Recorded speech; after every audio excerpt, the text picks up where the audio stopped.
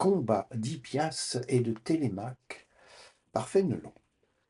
À peine Télémaque eut tiré son épée, qu'Hippias, qui voulait profiter de l'avantage de sa force, se jeta pour l'arracher des mains du jeune fils d'Ulysse.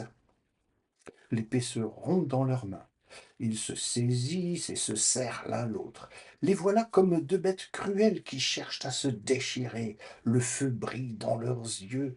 Ils s'abaissent, ils se relèvent, ils s'élancent, ils sont altérés de sang. Les voilà aux prises, pied contre pied, main contre main. Ces deux corps entrelacés semblaient n'en faire qu'un. Mais Hippias, d'un âge plus avancé, paraissait devoir accabler Télémaque, dont la tendre jeunesse était moins nerveuse. Déjà, Télémaque, hors d'haleine, sentait ses genoux chancelants. Hippias, le voyant ébranlé, redoublait ses efforts. Cet effet du fils d'Ulysse, si Minerve, qui veillait sur lui, n'eût déterminé la victoire en sa faveur. Elle voit de loin la querelle, l'ardeur et les efforts des deux combattants.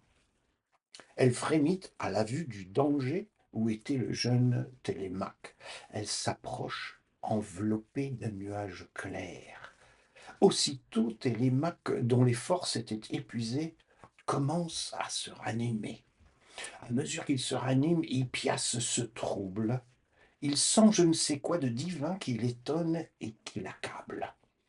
Télémaque le presse et l'attaque, tantôt dans une situation, tantôt dans une autre. Il l'ébranle, il ne lui laisse aucun moment pour se rassurer. Enfin, il le jette par terre et tombe sur lui.